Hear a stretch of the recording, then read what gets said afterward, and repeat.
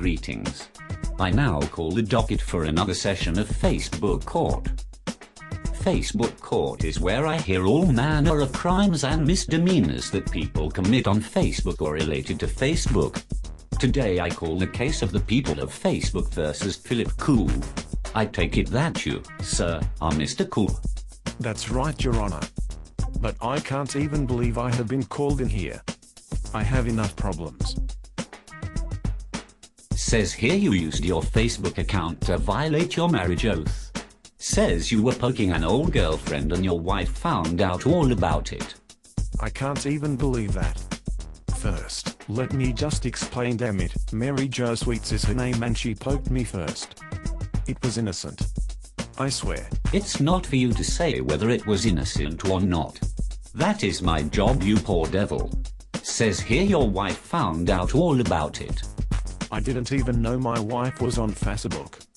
If I knew she might read it and take it the wrong way, I would never have poked Mary Jo 42 times. Oh my god. My poor little defendant loser, you are automatically convicted of having lewd and lascivious thoughts if this is true. Guilty as charged. Wait, what can I say? The next charge in the indictment says you were sending private messages to that cute little number at work. Is that true? If so, I am afraid I am going to have to consider imposing some very serious punishment. That little BRCH. She must have told somebody, because that was supposed to be all private. What a poor misguided little fool you are. Didn't you know your wife would eventually get around to accessing your Facebook account and reading all your private messages to women? That's a given. You little moron. I suppose I just wasn't thinking.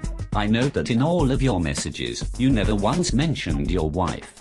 Except to say how she didn't understand your problems. Quite a little plea for sympathy you were making there. You were not supposed to read that. You told this young woman who was not your wife that you have a really cool collection of old-style vinyl records, knowing full well that she had an antique turntable which she could use to play them. Wasn't that so very cute of you, Mr. Cool? I was mainly just bored.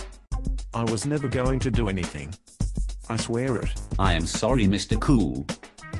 Based on the evidence in front of me, I believe I have no choice but to find you guilty as charged.